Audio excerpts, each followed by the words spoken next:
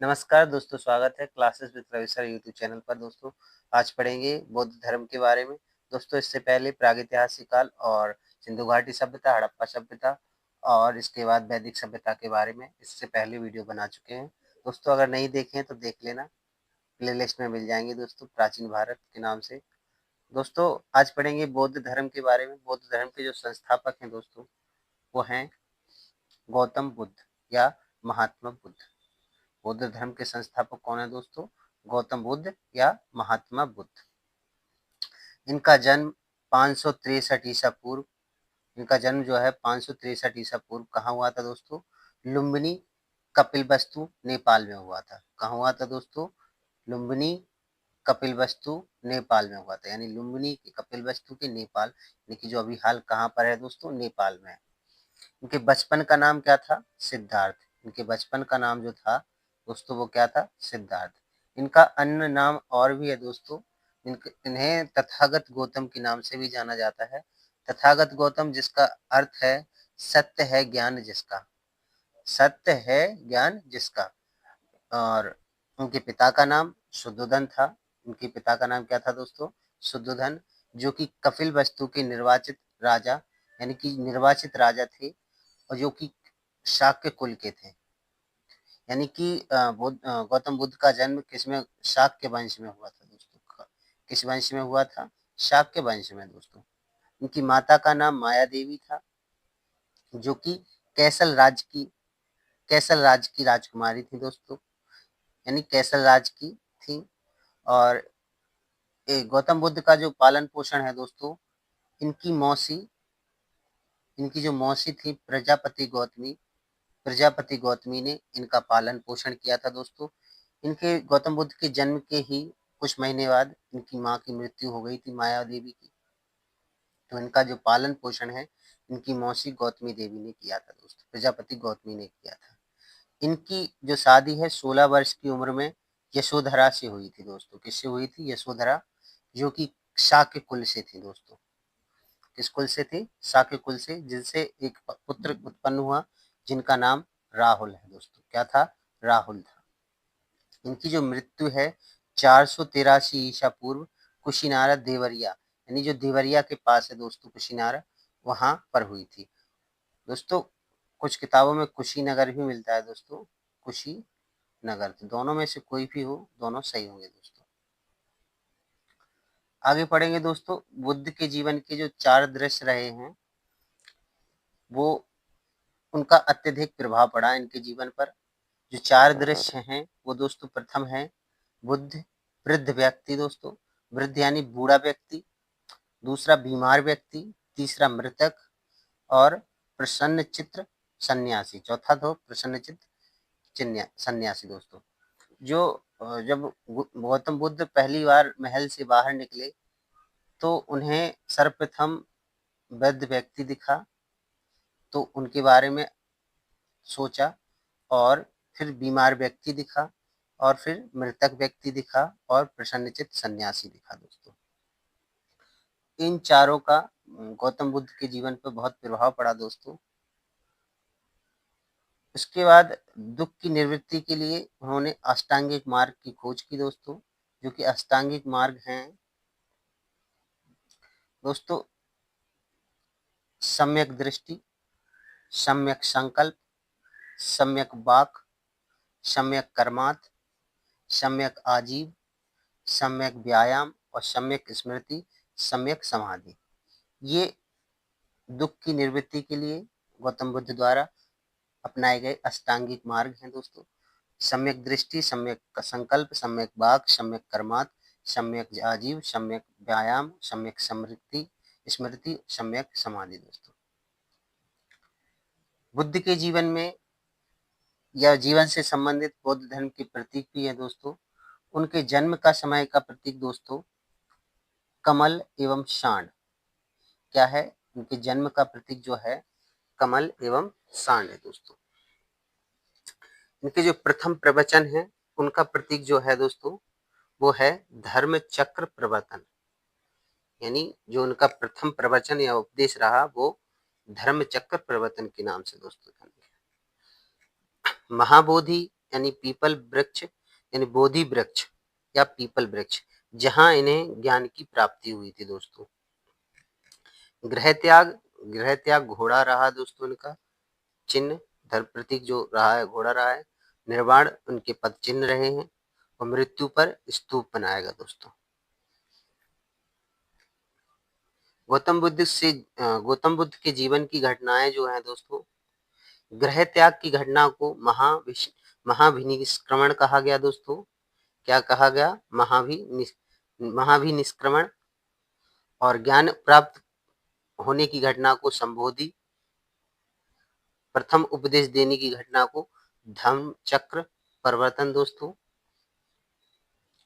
गौतम बुद्ध की जो मृत्यु है, यानी कि मृत्यु को, जो बौद्ध धर्म में मृत्यु को महापरिनिर्वाण कहा गया दोस्तों। और इनके जो गुरु का नाम था दोस्तों, इनके जो गुरु का नाम था वो था गुरु अलार कलाम थे। इनके जो गुरु थे दोस्तों अलार कलाम थे।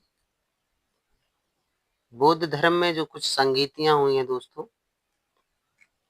जो निम्न हैं दोस्तों। प्रथम बौद्ध संगति राजगृह में, अध्यक्ष थे महाकश्यप और शासनकाल था अजातशत्रु का और 483 ईसा पूर्व। देखो, इसके लिए एक शॉर्ट ट्रिक दोस्तों याद करना। स्थान के लिए दोस्तों, स्थान के लिए एक शॉर्ट ट्रिक बताते हैं दोस्तों।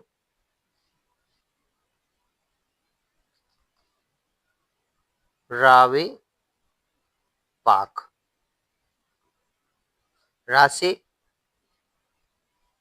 राजगृह, बे से वैशाली, पा से पाटलिपुत्र, का से कुंडलवन। दोस्तों ये बौद्ध संगीतियों के शॉर्ट ट्रैक है रावे पाक, जो कि जहां पर ये बौद्ध संगीतियां हुई थी दोस्तों। और दोस्तों इनके शासन काल में हुई थी, उसके लिए शॉर्ट ट्रैक बनाना दोस्तों। अका अशोका दोस्तों, आ से अजातशत्रु, का से कालाशोक, अशोक से अशोक और का से कनिष्क दोस्तों। 483 ईसा पूर्व, 383 ईसा पूर्व, 255 ईसा पूर्व और प्रथम शताब्दी दोस्तों। जो अध्यक्ष रहे हैं वो रहे महाकश्यप, शाबाकामी, मोगलीपुत्र, वसुमित्र। तो इसका हो जाएगा मस मोब। मा से महाकश्यप, सा से शाबाकामी, मो से मोगलीपुत्र, वा से वसुमित्र दोस्तों। ये शॉर्ट ट्रैक यानी राबे पाक, मशुमोब, अकाशो, ये 3 शॉर्ट ट्रैक याद कर लेना दोस्तों। बौद्ध संगीतियां याद हो जाएंगी दोस्तों। 483 ईसा पूर्व, 383, 255 प्रथम शताब्दी। ये इसका स्क्रीनशॉट ले लेना दोस्तों। चतुर्थ बौद्ध संगीति के समय बौद्ध धर्म 2 भागों में विभाजित हो गया। यानी कि जो चौथी बौद्ध संगीति प्रथम शताब्दी में हुई थी, इस समय बौद्ध धर्म 2 भागों में विभाजित हो गया। पहला कहलाया हीनयान और दूसरा कहलाया महायान दोस्तों। हीनयान का शाब्दिक अर्थ है निम्न मार्ग और महायान का शाब्दिक अर्थ है उत्कृष्ट मार्ग दोस्तों। हीनयान का शाब्दिक अर्थ क्या है? निम्न मार्ग। और महायान का शाब्दिक अर्थ है उत्कृष्ट मार्ग। इसमें गौतम बुद्ध को महापुरुष माना जाता है। इसमें गौतम बुद्ध को क्या माना जाता है दोस्तों? महापुरुष। हीनयान में महापुरुष और इसमें जो महायान है इसमें देवता दोस्तों। इसमें मूर्ति पूजा भक्ति में विश्वास नहीं करते थे हीनयान वाले, और महायान में आत्मा पुनर्जन्म पर विश्वास रखते थे दोस्तों। तो सिंपल सा है, हीन यानी कि निम्न, हीनयान को निम्न मार्ग, महायान को महा मतलब महान उत्कृष्ट, और यानी कि गौतम बुद्ध को महापुरुष माना जाता था, इसमें देवता माना जाता था। पूजा भक्ति में विश्वास नहीं रखते थे, इसमें पुनर्जन्म पर विश्वास नहीं रखते थे दोस्तों। बौद्ध धर्म से संबंधित कुछ महत्वपूर्ण प्रश्न है दोस्तों, जो कि परीक्षाओं के लिए बहुत महत्वपूर्ण है दोस्तों। बुद्ध ने सर्वाधिक उपदेश दिए थे, तो वो जगह थी दोस्तों श्रावस्ती। यानी श्रावस्ती में बुद्ध ने सर्वाधिक उपदेश दिए थे दोस्तों। बुद्ध का अंकन हुआ कनिष्क के सिक्कों में, यानी बुद्ध का जो अंकन हुआ है वो दोस्तों कनिष्क के सिक्कों द्वारा हुआ है। बौद्ध शिक्षा के केंद्र थे, तो बौद्ध शिक्षा के जो केंद्र थे नालंदा विश्वविद्यालय, वल्लभ विश्वविद्यालय और विक्रमशिला विश्वविद्यालय दोस्तों। बुद्ध साहित्य को कहा जाता है, यानी बौद्ध धर्म के समय जो साहित्य लिखे गए हैं जिन्हें बुद्ध साहित्य कहते हैं। बुद्ध साहित्य में त्रिपिटक हैं दोस्तों, जिन्हें विनय पिटक, सुत्त पिटक और अधिधम्म पिटक, ये 3 पिटक हैं दोस्तों।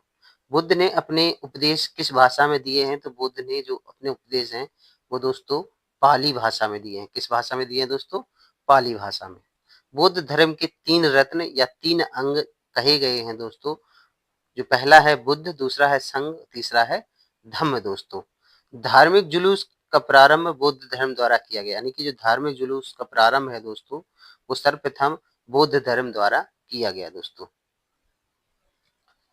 दोस्तों आकलन के लिए कुछ प्रश्न दिए हैं दोस्तों, जो अपन लोगों ने पढ़ा है उसके आधार पर कुछ प्रश्न हैं, उनको हल करते हैं। दोस्तों गौतम बुद्ध का जन्म कब हुआ था? दोस्तों गौतम बुद्ध का जन्म जो हुआ था अपना 563 ईसा पूर्व। अगला प्रश्न है दोस्तों, 10 प्रश्न दिए हैं, सही जवाब का आकलन करने की कोशिश करना दोस्तों। बुद्ध के जीवन किस घटना को महाभिनिष्क्रमण के रूप में से जाना जाता है? तो यानी कि जो महाभिनिष्क्रमण है वो किसको कहा जाता है? उनके जन्म को, उनका प्रबोधन, उनके गृह त्याग या उनके मृत्यु को? तो उनकी जो महान विनिष्क्रमण है दोस्तों उनके गृह त्याग को कहा जाता है दोस्तों। किसको कहा जाता है? गृह त्याग को। गौतम बुद्ध की माँ किस वंश से थी? तो अभी पढ़ा है दोस्तों, गौतम बुद्ध की जो माँ थी दोस्तों वो कोलीय वंश से थी। किससे थी? कोलीय वंश से। पिता शाक्य वंश से थे।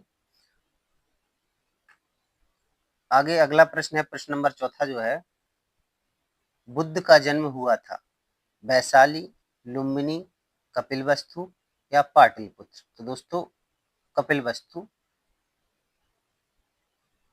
बुद्ध का जन्म लुम्बिनी कपिलवस्तु में हुआ था दोस्तों। ये थोड़ा मिस्टेक लिखा है दोस्तों, लुम्बिनी कपिलवस्तु में, जो लुम्बिनी के कपिलवस्तु में हुआ था दोस्तों। अगला प्रश्न है, सारनाथ में प्रथम प्रवचन किसने दिया?